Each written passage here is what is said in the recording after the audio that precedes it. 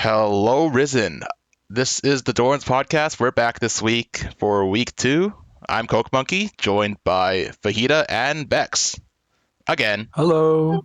Yay! Yeah, so without further ado, we're going straight into it because I don't know what else to say for an intro. So, first series of last week. Well, the first one to be submitted, so we'll say it's the first one. HK beating Milk 2-0. I think this was not really on my bingo card. I thought it'd be a little more competitive than this, but yeah. So let's just kind of get straight into it. Yeah, I'll kick off the discussion by saying this was supposed to be the Clash of the Titans, right? We got Tempo versus Woodenmouth up there, and I think from the get-go, I think you could tell what HK's game plan was. Instead of stopping top, I think the plan was to neutralize top. And with picks like Mundo and Ornn, I think they did just that. They stopped FF60 from getting their usual win con, and then they just let their ADC cook. And boy, did they do that. I totally agree with that assessment because obviously, like Woodenmouth, they have a really like carry oriented champion pool, right? It was like the Darius, the Wukong, the Olaf, and I mean, it's just kind of the stuff that's going to run over your game if you kind of let it get fed, right? And even though Tempo's like, she's really good and can definitely be a win con for HK, I think that really shows the versatility of this roster right now. Like they can carry from, or they can win from anywhere, and it doesn't necessarily have to be, Tempo doing the 1v9 thing. Like she can kind of take a step back and kind of just hold the enemy win con to like a standstill while everybody else wins. So I really like the look from them this week. Absolutely. You have any other thoughts on the series, Bex? I mean, I just want to shout out, obviously, the support for HK this week. Noabla 96 just absolutely incredible on both. I'm a huge Lulu fan, so I'm very excited about the Lulu, but also this Seraphine play, clearly really fantastically done. And I mean, like, it's clear that HK has a game plan. Like you said, going in, they knew what they wanted to do and they were able to execute it. So for me, this next week for Milk, how can we make sure that your mid laner, Den HGFD123, which I will continue to say that way until someone corrects me, is able to make use of their leads, right? Because in game one here with the Hui, the 725 scoreline, good CS numbers, and honestly some pretty good damage numbers, not really able to translate that into a win, right? So how can we make sure that we're facilitating that? And even some good play here on the Braum as well. And then game two, this to me shows that like you need your mid laner on someone who's going to be poke mage damage. I don't know. Obviously, I did not see the entire game, but Galio doesn't look like quite the right pick for that team comp or maybe what you want to do. So I think in Dorans, generally speaking, teams do really well when they're very forward facing in terms of their compositions and are able to, do a lot of the kind of we're going to run at you a little bit comp with, a little finesse. So for Milk, it was kind of working in game one. Try and figure out exactly how you can make sure to facilitate a win, especially because it looks like bot side might have had a little bit of issues, and translate that into win because we know that they can perform well. So I'm excited to see what they're going to bring to week 3. Okay, so now I want to highlight one specific thing about the series that I've already alerted my co-hosts of this podcast that I'm going to go on a bit of a monologue. Oh, baby. If anybody wants to move on to the next series, please click on the timestamp or skip ahead like a minute or two, because I want to direct our attentions to this game 2 draft by HK. So just to clarify for everybody on audio, you've got Ornn in the top lane, Wukong jungle, Orianna mid, and then Yunara Lulu bot lane. So I didn't watch this series live, but right as it ended, Muldrifter was so proud of this draft that he actually sent a screenshot of the draft to the content group. And I saw it, and initially I was like, ooh, that's cool. You got Wukong Orianna. And then I was like, oh, damn, you also got Yunara and Lulu. And there was an Ornn in the top. And the more I thought about this draft, the more I appreciated it, because it is almost perfect. So I'll give you the reasons why. I think that there are 5 pillars of drafting. Number 1 is what I call the LCS drafting rules. So I saw this on a LCS broadcast a while back, and it was LCS Kobe who was like, these are the 3 things I want out of all of my compositions. And it was mixed damage, engage buttons, and face check ability. This camp has all 3 of those things. Check. Number 2, you want comfort when it comes to your drafts. Tempo, mains, Ornn. Moldrifter has plenty of games on Wukong. He actually told me about how he took at least 50 games to learn Wukong, and that was years ago, and he's really comfortable on this pick now. And then Lav and Nohablo 96 are also like very comfortable in Yunara Lulu. Check. Number 3, synergy. Oh my god, there's so much synergy in this comp. You can Ornn ult into Wukong ult, which gives you long range engage and follow up. You could combo it into the Ori ult and the Lulu ult. It can be a non-committal engage where you first Ornn ult, blow their flashes, blow Janna ult, and then you re-engage with Wukong flashy ult, and then you add on top the Ori Lulu. Ori has multiple ball carriers. The comp buys so much space for the Yunara to free hit. And even if the Yunara does get engaged on, both Lulu and Orianna can buff, peel, and shield for her. You can pick, you can front to back, you can engage, you can disengage. Every champ in this comp has synergy with any other champ. Number 4, matchups. Ornn is one of Cho'Gath's top 3 worst matchups, and it's one of Tempo Mullen's mains. Wukong counters Volibear. Volibear is going to stun his clone and then get one shot. You look at the mid lane, Galio maybe counters Ori, but anybody who's tried this matchup will know that it's not as easy as it looks. Galio is still melee, so if you don't know the matchup, you will fall behind. Yunara Lulu does exactly what Jinx Janna wants to do, it's just better. You get more agency early and mid. The enemy comp has only one combo, which is the volley ult into the Galio ult, but it's so telegraphed that you're basically just jumping into a Lulu and Orianna ult, and you're getting womboed. And Yunara was melting 3 tanks throughout the game, and Jinx couldn't even damage 1 because she couldn't even buy armor pen because she didn't have space. Number 5, meta. Ornn is the best top laner in the game right now. Wukong is the best jungler. Ori is the best comp mid laner. This was just gorgeous. This was Moldrifter's water lilies to his Monet. I loved it. And he drafted this while he was on holiday in Texas. He wasn't even supposed to play. And it was drafted against a master tier coach, who was supposed to be handling FF60's drafts. I just thought this deserved highlighting. And thank you for coming to my TED Talk. I love this draft. Thank you. And thank you, Fajita. Yeah. Round of applause. Round of applause. Woo! Yes. I mean, yep. I was taking notes. I was letting you go, and now I have a bunch of things I just learned. Professor Fajita at it again. I totally agree. Like I didn't really think too deeply into it, but like I did see like this Yunara into all these like kind of meatballs that can't engage super well. Like if I were Yunara this game, I would be happy. Like that's the Yunara dream, to be honest, and I think it really showed. Like, right. Look at that performance. Mm-hmm. Yeah, because this comp gives you so many angles, right? But at the end of the day, it is a traditional front to back comp. And anytime you have that comp, you need your ADC to execute. Even though the job is easy, I think Lavender kind of showed out, and I think they're fighting for the top ADC spot this season. It's competitive up there, but I think they're in with a shout. Yeah, definitely a statement series from them. Mm-hmm. Okay. Yunara dream. Yeah. Okay, so with that, let's move on to we 2-0ing the Battle Bunnies.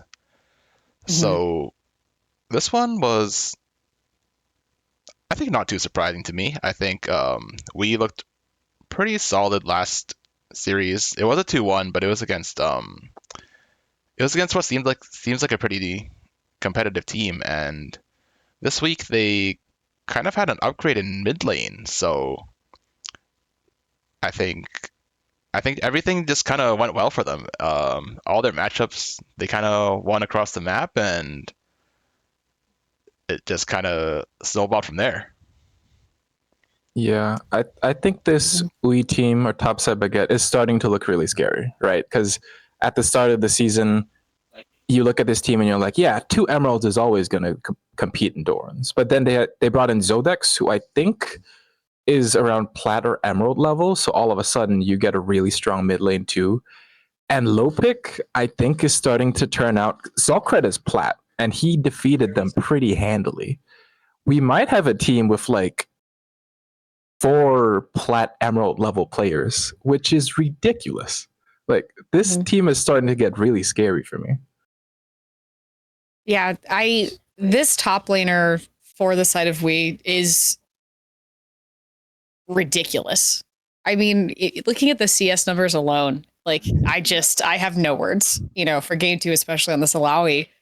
I mean, just the way that they're able to perform through both comps, and every single lane is doing really well in 2. I mean, semi-similar ideas, right, in terms of like how they want to play those games, but not quite the same, right? There's a difference between this like, engage versus disengage, right, between the two, but it didn't really matter because both games were, I think, very handily a Wee's win. And for the side of Battle Bunnies, both compositions were almost identical to what we saw in week 1, which to me says that while this may be where your comfort lies, clearly it's not going to get you a win, right? I mean, granted, playing into this team specifically may have been a particular challenge given how we as kind of really showed up. And week 1 was the kind internet boys, which was definitely not, it's not been a nice run of show, I think, for the Battle Buddies. Yeah. 2 weeks in a row playing, I think, honestly, the top, I'm going to argue probably one of the top 2 teams, right, in the league, both showing out really well. And so it's not that I think that they have terrible compositions, right? Like Rin game 1, really trying to show out here on this Jinx, but just was not able to make anything happen. I think their jungler may be having a little bit of trouble trying to figure out how they fit into the comp and how to make things work for them. Hopefully they can find a better strategy that'll work for them in week 3, because they have potential here, right? There are things here that show. I think there's hope. I have hopium for the Battle Bunnies, but playing into both these 2 teams back to back is gotta be tough on the mental. So I'm rooting for you, Battle Bunnies. Week 3 is your week. I hope. Hell yeah. I definitely agree with that.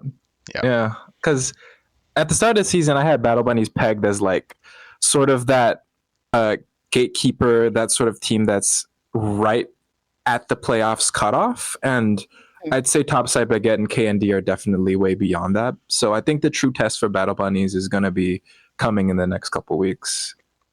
Yeah, for sure. I definitely want to. Checking. Yeah, sorry. You're fine. They're playing TEB this week. Okay. Yeah. I think that's definitely going to be a. That's a very solid matchup. That's pretty. Yeah, I think it's going to be. It can be. That can definitely be a competitive one. And I just did want to shout out Rin and Ilaria, like their performances against Ghost X. I think we all thought Ghost X was going to be one of the better AD carries in the league, and their performance against the bot lane of Ghost X and Smoky Gymnast, I think that's pretty promising. Like obviously they didn't get the win, but I think good performances from Rin and Ilaria in both games. So I think they can definitely work off of that. And final thing for me is Thandong's performance in game 2. I think really, really high kill participation. Obviously, we didn't get to see the games. Riot is not working right, so no one gets to watch anything. But you can kind of see, like, every lane kind of had, like, 8-ish kill participation. Thandong's rolling in with 14, so I think it kind of tells a story. I think he was definitely, running the show in game 2, so, yeah, great performance from him. Yeah, speaking of Thandong, Monkey, 2 things about him. Number 1, if your best player, your Emerald jungler, is playing utility tank picks, you've got pretty solid lanes. Like, I think the fact that he picked Malphite and Skarner speaks to how much confidence he has in his laners. And that, I think, is a really good sign for this team. Number 2, he went Dusk and Dawn Malphite game 1. I have never heard of this. Dusk and Dawn Bando Pipes. Whoa. Okay, actually, I did and play. And went 1 of 14. Yeah, I actually did play like a normal game with him before our matches this week. And he did Okay. pull this out. He was like, "This is a new tech," and we're like, "Oh yeah, sure." And I mean, he's putting his money where his mouth is, right? Like he's pulling it out in the Dorans match, Yeah. and I mean that's a good performance. 1-1-14. Oh, for sure, for sure. Yeah. That's awesome. Mr. Item Crimes, I hope you can write a write up for how Dusk and Dawn Malphite works, because I'm really curious. Yeah. So he is about to try it out himself. Yeah, I mean, you gotta. Yeah, This I is mean so interesting to me. that's true. Like But yeah, you hear some new tech, you yeah. gotta try it out. Yeah. So that's kind of what we got for that series. So we can now move on to KND and Amusing at Best, which was a 2-0 victory for KND. I think this Mhm. one was also kind of expected. I think just like we said last week, right? With Mm, the KND versus Battle Bunny series, it's like KND is gonna stomp a lot of teams, and this mhm. was unfortunately just another team in their warpath. Yeah. Yep. Yep. Honestly, I mean, amusing at best. It's one of those things where clearly they just haven't quite found the secret sauce for themselves yet. And also playing into KND is really a hard way to try and learn how your team wants to work together, right? I think Magma Mhm. Overlord had a good showing, especially on the 7-4-0 Kaisa game one. Unfortunately, the Smolder was not able to really get off the ground, pun intended. But I mean, also you're playing into just like an absolutely wild combination of players here on the side of KND. I mean, Pegasus Knights for me is one of if not the top support. I mean, the Mhm, mhm. Nami's 0-1-26. Are you kidding me? Yeah, That's that's ridiculous. On that is game one, insane. that Yep. is a wild stat line. And that to me, especially because, you're seeing 26 assists, the ADC didn't hit 26, which to me is showing they're roaming, right? They're making plays elsewhere outside of their own lane, which is a really good sign for how a team is working together if they're able to make those plays happen elsewhere. Gordon as well, really fantastic showing. Trackpad, always great. Roomba Mhm. Fiesta, living up to their name, a party in whatever lane they're in whatever they're playing, right? Hey. And Justino really is so good at the facilitation. And I can't Mhm. say enough good things about Kind Internet Boys. I don't really think it's kind what they're doing to the other teams. However, they're definitely making a name for themselves this split. I mean, just I'm in. This is great. I'm on for the Kind Internet Boys reign of terror, as it were, right now. Hell yeah. Yeah, my three notes for this series are basically just what you said. Shout out Magma Overlord. If A and B are to stand a chance, they're gonna have to keep this pretty consistent, steady run of games. I think they're doing really well.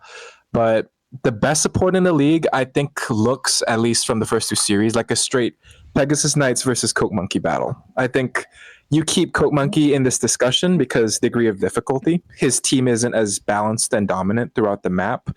But how much more can Pegasus Knights do?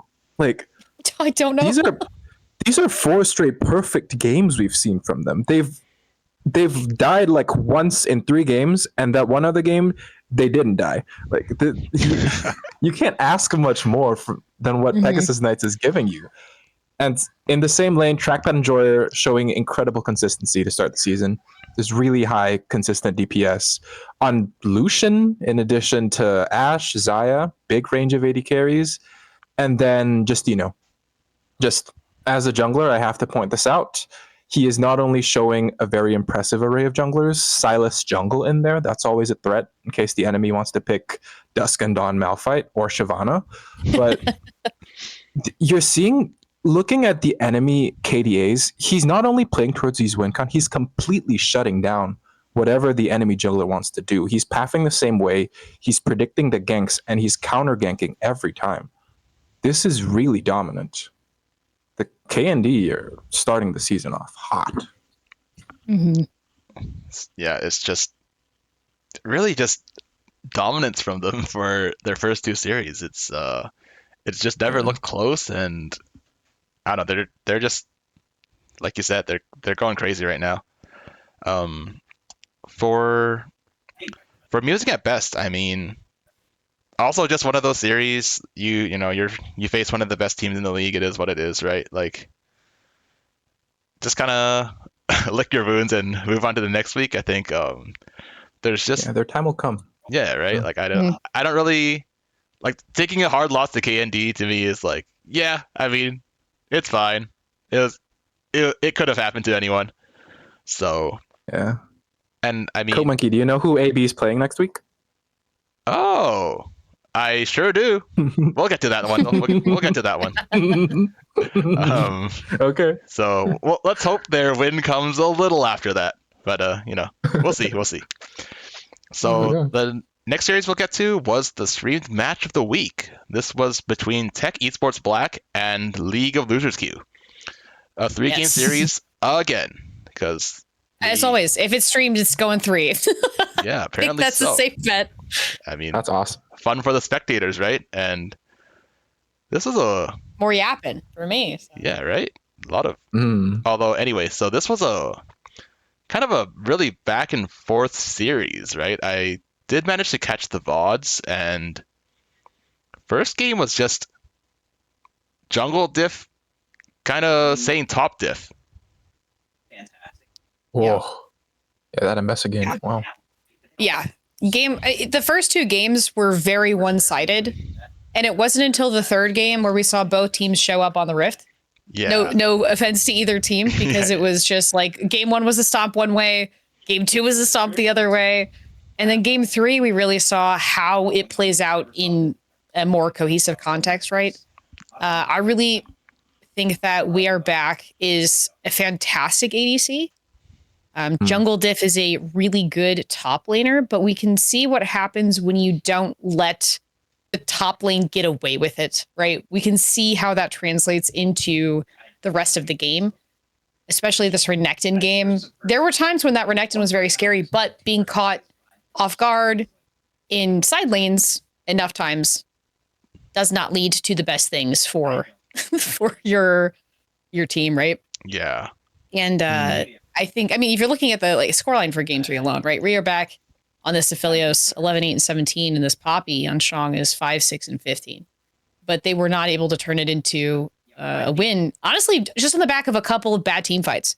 It was so close at the end there. I mean, the cold's almost even. It's literally 27-27, like literally knife's edge kind of game. So I think both of these teams have a lot of potential to be to go pretty far. Jellied Sauce is the Mel game was disgusting. I'm not gonna lie. Oh, I and saw Naps, Yeah. I don't know if y'all watched the interview. Napt was able to be on the stream afterwards and did a little bit of an interview with us. Oh yeah. Do not let this person have Blitzcrank. That's evil. That is 0 out of 10.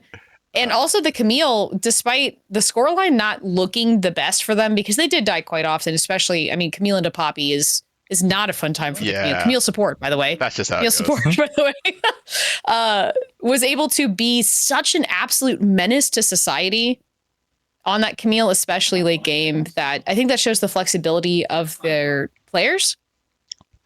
And clearly they have good mental to be able to come back from, a really rough start to the series. So I think that TEB can definitely be kind of a dark horse as we get later into the series. And I do think that LLQ is in that exact same position. I think that of any of the games that we've talked about recently, I think this was the closest matchup. So I think week 3 is going to be really telling for how these teams are going to be doing later on to the series. Yeah, this series was a lot of fun because, TEB, they lost last week, but we know they're a collegiate team.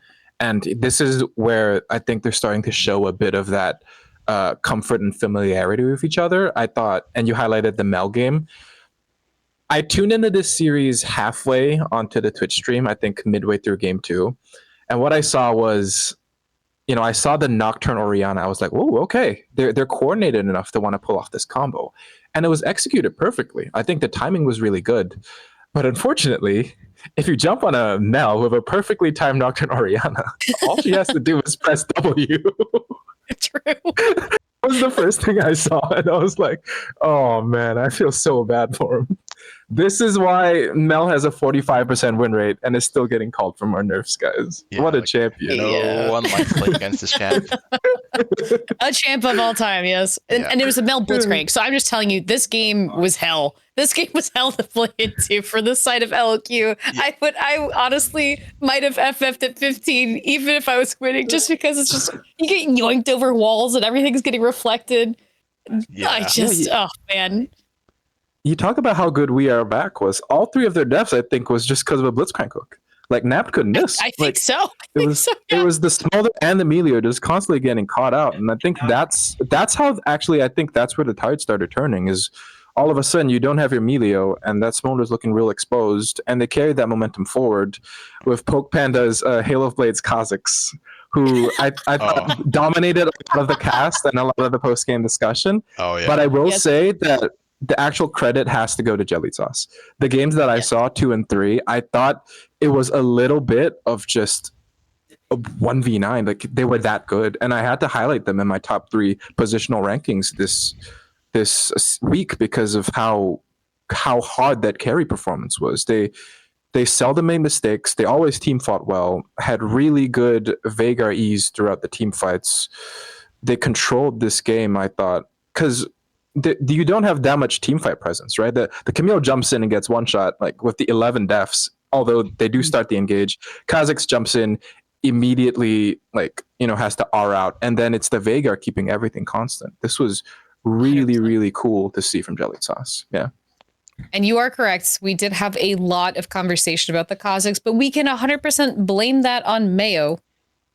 Yeah. Kazakhs OTP that they are. Yep. I agree. So, and then I'm sure it was a fun series. I'm sure once this podcast actually goes out, there's going to be like weird stuff on the screen, like saying how he's actually right and whatever. And none of us are going to see it until he actually publishes it, because he gets to publish it. And so who knows what he puts up on screen? Yeah. Yeah, definitely, super fun series. Like, I think definitely worth going back to catch it if you haven't, or if you play these teams next week, it's also probably good to check out the VOD, see what they're up to. And so with that, I guess we can go on to the final series of the week, which was between Fart and Glizzy Gluckers. Yes. Giggle. Yep. Oh my lord. So Fart did take this one 2-1. Yes, thankfully. Thankfully. Well. No offense, Gluckers. I'm just looking at the. I really hope Mayo shows the actual drafts for the Gluckers for all 3 games, just because they give me a migraine. Like looking at these draft positions.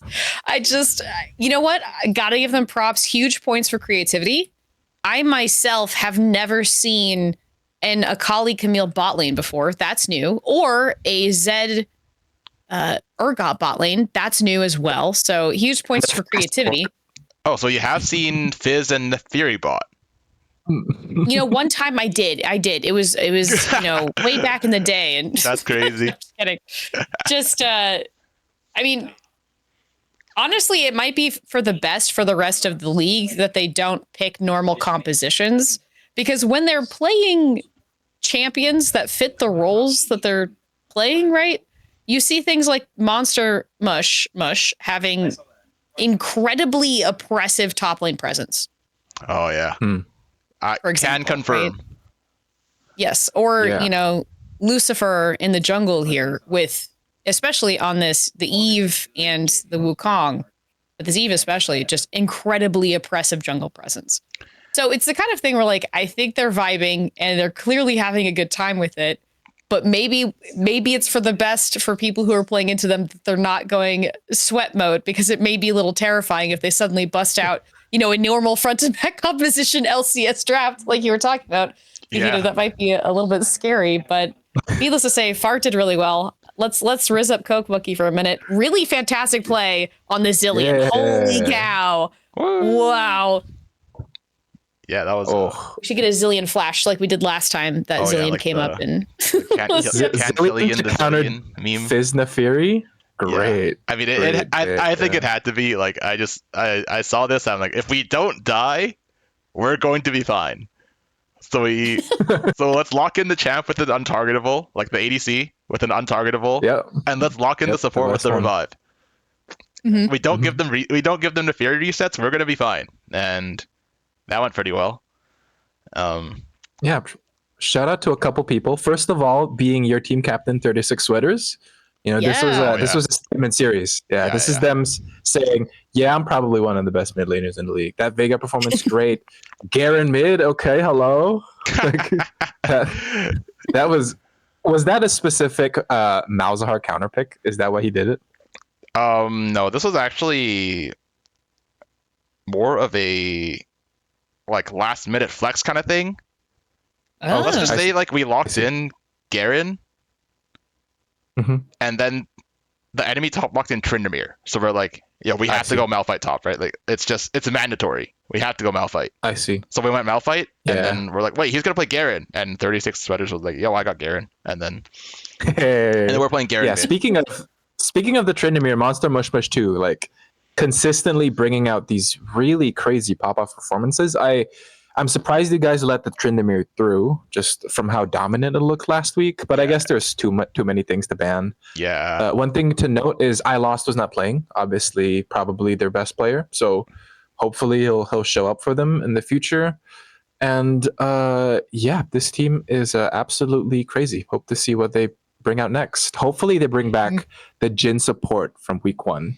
Oh, I think we picked it away. Like, Oh, okay, yeah. unfortunately, it seems like we picked it away in game 2. Like, You guys did pick away the Jin. Yeah, Bingus played Jin. it wasn't Yeah, it you guys wasn't took that planned, but I away. guess that's kind of what happened. That's why we didn't see Jin before. You know what I think they wanted to do if you didn't pick it away? Okay. Hmm. If you have Fizz ADC, Yeah. Jin support, what bot lane do you get? Jizz. Okay, thank you. Oh my god. We're gonna Wow. get banned. Perfect for the glizzy fuckers. This is the last week for the podcast. Yeah, we're off of YouTube now. You're gonna have to- All right, that's it. That's it for my analysis for Yeah. Far GGL. Thank you. you can sub to our Patreon or something. Yeah, I think for me, I definitely also want to shout out Monster Mush Mush. He made the game very, very, very, very frustrating for us. In all 3 games, to be honest, like this guy was like permanently on a side lane, just being a split push threat, and it really forces you to, make decisions quickly on how to respond, whether you want to engage right away, whether you want to back and defend your base from being taken by Jax, or whatever split pusher he decides to pull out. And Gotcha. yeah, I think clearly this bot lane of 2002 October 6th and Tenshi VT, like they are obviously very clearly committed to playing whatever they want. So it's just always really hard to draft against this kind of stuff. Like you just kind of have to lock in whatever you want to play and hope that your proficiency and your champions carry you, and that's kind of what we focused on. Definitely a really good plan. I think really good game plan from GGL in game 2 with like they can't stop and like kind of set the Malphite behind wasn't able to stonewall Tryndamere like we hoped, and I see. that's kind of why I think Tryndamere got off to the races, and at that point it was just too hard to play. But yeah, I think shout out to my teammates. Like I think they all performed really well and are kind of showing what they're made Super of. Spence and Bingus in particular, right? Because it's their debut, and Yeah, you for gotta sure. know. Yeah. Bing and it was Bingus and Super Spence first time. Like Super Spence playing top lane and Bingus on ADC. I think it really sucked for Bingus to have to play against this stuff in like their first series. Welcome to Dorans. Yeah, welcome to Dorans. You're gonna face 2 assassins every lane. It's just, obviously you sign up to play AD carry. You want to be like that guy. You want to do damage. You want to play your front to backs. And GGL was just like, nope, you don't get to do that. All you're gonna do is sit back and hope you don't die. So that's kind of all we could really have him do. So I'm definitely looking forward to seeing what he's capable of when we're not against 6 assassins. Okay, so that's going to do it for our recap. So, Hmm. of course, Now we get to the fun part. yeah, that means we get to Look look forward forward. to next week with the week 3 matchups. Yes. So the first one on the list is LLQ versus HK. Yeah. Mm. Yeah, LLQ Bex, you want to start us really. off? I can't. Yeah, LLQ. I think they did so well week 2. I know it didn't end on a win, but I do think that they are clearly getting their feet underneath them. They're able to kind of make something happen in a way that works for them. But I do think that HK have just been so dominant so far that I think that they may struggle to find how to play into this team that just has across the board fantastic play from everyone. And I think that it will be a struggle for them to figure out how exactly they want to play into that. I think between, the really powerhouse bot lane, Mole Drifter facilitating all over the place. I mean, we've already talked about Tempo Melon, right? And Twinkie as well. It's just, I think that they may struggle. My hope for them is that they'll be able to find some of that energy, maybe especially in the mid lane, because I know that they have the potential to have some really fantastic plays there, right? We saw the Vex, we saw how that can be accomplished, and they do have a really strong bot lane. So for me, I'm hoping that that's where we might see some success for LLQ this week. I do think I'm going to have to go 2-1 for HK, just because they're just such. But I'm giving LLQ a game. I think they can get there, but this will be a real test of how they're going to play. I do. Mm-hmm. I think. You go ahead, go, Monkey. You first. Sure. I do want to highlight that LLQ, despite being 0-2 at the moment, they have 2 game wins. So all of their series have been like really close. Like they've always found a way to win at least a game, and kind of unfortunate that they've never kind of brought a series across to the finish line. But obviously they're not bad. Like they're competitive with all the teams they faced, and I think what's going to be the biggest challenge for them this week is like team cohesion compared to HK. I think in game 1, obviously the Ambessa just took over the game, and that's like a no-brainer, right? Like you just start playing around your top laner. You can just do whatever you want once your Ambessa's with you, and that kind of makes the game plan pretty easy. Game 2, I guess we don't really have to take too much into account. They just got stomped. It is what it is.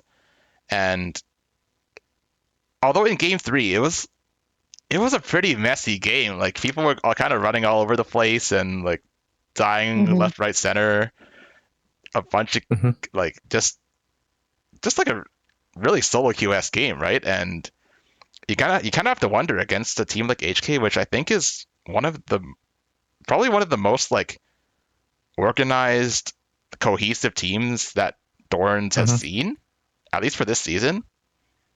It might not be, it might be kind of a disadvantage that like they're kind of like so scrappy and give a lot of opportunities for other teams to, make plays against them. So for me, I think it's going to be a 2-0 for HK. I don't really expect LLQ to be able to run away with the lane like they did against TEB. So that's my take. You mentioned that solo queue aspect, and I kind of agree. Like, I think compared to the start of the season expectations, I think LLQ starting the season out with 2 defeats is a little like below what most people expect from them, considering they are a points cap team. But I probably had these concerns already coming into the season because it looks like they play exclusively through We Are Back, right? Like they have really, really good mechanics. It's just a lot of the time I see their bot lane either We Are Back or Shung, and I don't know if this is because I tuned in specifically for Napped Blitzcrank game, but they get caught out quite often. And I'm pretty sure it happened on his Aphelios game too. Like that's an 8 def Aphelios, which is not what you want. And with a bronze jungler, sometimes you want to have your jungler coordinating objectives and team fights and front to backs. I think that was my concern of what would hold them back coming into the season. But I will not just count them out, because Unitunes for somebody with lower points starting the season, I was expecting picks such as, Maokai, Amumu, Skarner, utility picks that you just put in the bag. But they had a really good Xin Zhao game one, and the Nocturne game two, while it looks pretty bad, it's 1-7-3. If he's not jumping into a Mel, I imagine this combo that actually takes quite a bit of time to practice. And I saw the vision. It was there. Just Mel's just OP. Like, I think they could improve going into the rest of the season. However, I don't think HK is going to be that team to where, if you're not like perfectly coordinated going into HK, Muldrifter's team fight comps are probably going to start to run the game. So I predict a 2-0 for HK, but I definitely will see LOQ being back in the playoff mix if they start to pick it up midseason. Awesome. So next we got Amusing at Best versus Fart Esports. I guess I'll start us off with this one because I'm going to say it again. I'm contractually obligated to predict my team to 2-0. But yeah, there's not much else to say for me on this one, to be honest. I think Amusing at Best is just they're just not seeming to be quite there yet, and I think like on Fart Esports side, I feel like my teammates are like they're really starting to click and like get into the groove of things. I'm really impressed with how they're performing so far. So I think they're going to take this one too. Okay. Yeah, real quick, just I agree. Far 2-0, A and B have to show a little bit more. That's it. I'm going to go 1 for Amusing at Best and 2 to Fart Esports, just because I have to keep the Copium alive. I do think that they can find their way. I have faith. Okay. Sounds good. So next we got the stream match of the week. It is this one's gonna be a banger, I think. It's we versus KND. Yeah. I think this one is between the two undefeated teams so far. I mean, yeah. The thing for me that I'm gonna keep an eye out for here is that the top lane. Because a lot of what I've seen from Wii so far, their top laner is crazy, right? And so Gordon will have a hard game to play in this particular matchup. I do think that the rest of the team is no slouch, right? So if they can make sure that they can win in that topside matchup, I think KND do take this. I think this is going to be a close one, though. I'm going to go 1-2 KND. So you're predicting the KND win? KND win. Sorry, I'm going on order. Yeah. I'm looking at the sheet. Yes, sorry. Yeah, sorry. That's right. Yeah. 1 for Wii, 2 for KND. Okay. What do you think, Monkey?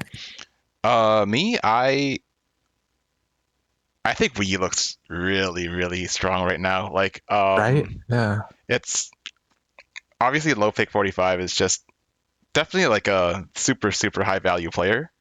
I think definitely have what it takes to go against like toe to toe against Gordon. I think Thandong is going to be like a really huge test for Justino. And same with if Zodex like sticks around. I'm going to assume that Zodex sticks around just for the purposes of discussion. Like if Zodex sticks around, I think Ruma Fiesta has. I mean, obviously they've been really insane for the past 2 weeks, like the past 2 matches. But what we do have to consider is that I don't think their opponents, like Ruma Fiesta's mid lane opponent, has been the stronger part of Dorans, so to say, right? Like I think this week it was against like Snow 23, which I think is bronze or silver. First week was against Battle Bunnies, like a silver or gold mid laner, I believe. The Wii's mid laner is not that. They played insane this week, and I think that's going to be a huge test for Ruma Fiesta. I think bot lane is going to be still in Candy's favor, but I think the top side of the map is in Wee's favor. So I'm giving Wee the 2-1 against Candy. Okay, yeah. This was one that I've thought about, in the days leading up to this recording day of the podcast, and I'll probably flip flop until we actually publish our official predictions on paper. Yeah. Like, 'cause Yeah, that's on fine. one hand, like we look really good. Like Zodex out of nowhere, you have an emerald level mid laner and this plat level top laner that I don't know how many points they're on. Like anywhere from 1 to 2 to 3, probably 3 or something. Like it's unfair right now. Like we've got a Tempo Melon situation, but on the other hand, Candy can't do much more to help their stock. Like they have been perfect and they have been dominant. True. I will give we the edge because Justino has just completely been destroying his opponents. I don't think Dandong is going to give him the satisfaction. I think the jungle matchup is going to be super entertaining because I think Justino's really clever too from the way he's been demolishing his opponents. I'm really happy this is on stream, and I'm going to see how this goes.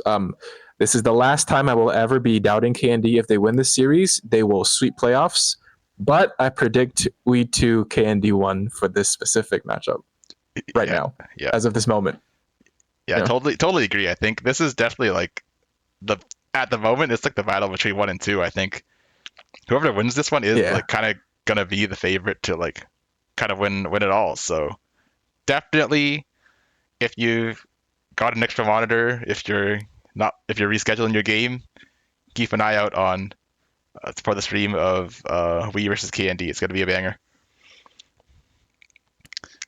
Next, we got Milk versus the Glizzy Gluckers. Yep. It's Yeah. it's gonna be like that this whole season. But anyway, for me, I faced GGL now. Honestly, I think I'm kind of a believer, to be honest. Like they've got obviously a very unique play style, and this week when we faced them, they didn't have I Lost, which is just rank wise definitely their best player. So Mhm. and they took us to 3 games without him. So I'm going to assume that he's playing because that's kind of what we do. We should kind Yeah, of you have to. you gotta assume that people Hope play for with the their main best. rosters, right? So with I Lost in, I just think it's like yet another angle that they can kind of play off of and carry a game because despite that loss, I think in their game too, even their bot lane, like the Zed got bot, the Zed was kind of insane and like was actually having a lot of kill threat on their carries, along with Mhm. the split push Tryndamere, along with like the Evelyn kind of just sitting around picking people off. Like they have a play style for sure, and if you're not prepared for it, if you're not coordinated, if you're kind of letting people get picked off on sides and stuff, it can go downhill really quickly for whoever they're facing. And I think they can. With I Lost, I think they can pull it off. I'm going to give GGL a 2-1 win over Milk. Okay. I think I will copy that prediction because from what I've seen of Milk so far, we thought they'd have like a couple more angles, but it seems like as of this moment, their main win condition is the top lane, and Monster Mush Mush has been really good up there. And I want to see a little bit more from Doyen next week than we saw this week because I remember in week 1, the 3 of us praised his lethality, press the attack Pantheon. This week he reverted to Pantheon's more vegan roots. He went back to the Conqueror Sundered Sky build, and I think they need a little bit more carry potential from there because as of right now, I think Numenorin and I Smell Like Carpet haven't been performing super well, and I think that gives a bit of a weakness for GGL's crazy bot lanes to kind of take over the game. So that's why I'm giving GGL the edge this week. I agree. I have nothing more to add. I think it's just, it's nothing against Milk. I think they can probably take a game. It's just the Glizzy Gluckers have such a weird play style that trying to play into it can be a real challenge if you're faced into a Fizz Neferi bot lane. And when was the last time you played into either of those champions in your lane? You know, so Yep, for sure. So Yeah. that brings us to the last series of next week, which is Battle Bunnies versus Tech Esports Black. Yes. Yeah. But both these teams deserve, a fair matchup where you don't have either people with crazy high ranks or like multi-year comp veterans on the other side. I think this is a real test for both these teams, and I'm really forward to seeing. I think both of them are gonna really try to bring it. I predict TEB 2-1, but I think there's gonna be really good performances from both sides. I actually disagree. I think it's going to be Battle Bunnies 2-1. Okay. I think nothing against TEB, but I think Battle Bunnies have had a much harder schedule so far and For sure. still Yeah, managed yeah. to really show up to those games. And so for me, I think that might give them a slight edge over TEB because, again, the games for TEB were so wild. So I think this is going to be a really good challenge for both teams. And I think I'm going to give the edge to Battle Bunnies. I think they've had a little bit of time to refine themselves against the hardest teams in the league so far. So I think they can bring it. I'm going to go 2-1 Battle Bunnies. Okay. For me, it's going to be really based on whether the Battle Bunnies have used the last two series as like, a learning experience and kind of really tried to use those losses to kind of find out where they could improve, or if they just got tilted and, being like, okay, they're too good, right? And I mean, it's definitely going to be like a bit better against TB. Like, you don't, like Fajita said, like you don't see any crazy like high rank people or people that have played comp for super long. And I totally agree. It's like this is definitely going to be a more of like a litmus test for the strength of Yeah. Battle Bunnies as, a Great team. word. So I guess it's like, well, it's not really hidden. Like everyone can see it in Discord and whatever. Battle Bunnies, they're trying to do like a roster change or something. So I don't True. know. So True. There's that. yeah, they're kind of, not really a stable like team right now. Like they're not really like a consistent 5-person unit, and for me, that's a little detrimental for Yeah. cohesion and You need whatnot. time to build cohesion. Yeah. Right, exactly. Right, it's like the synergy and kind of just being comfortable with each other. I think that's really important as well. And if they're gonna swap in and out like this, I mean, uh, obviously, like you definitely want to root for the underdogs and stuff, but I think I'm gonna have to say TEB just taking this one 2-0. I think they played really well. They showed a really good performance against LLQ. They've showed us what we can do, and I have no reason to doubt them. I think it's going to depend on which version of Jungle Gap shows up. The Korean name top laner. Are we going to get the 13-0 Mbessa version, or the one in games 2 and 3 where they got counterpicked and That's kind of the wrong slowly team, bro. just go? Wait, wrong team? Oh wait, that's LLQ. Okay, we'll edit that one out, or not. So I'll edit that one out. Yeah, But I don't know. Mayo might keep it in. yeah. But yeah. Wait, which one in the top? This is Wait, the Ancient Reaper. TV.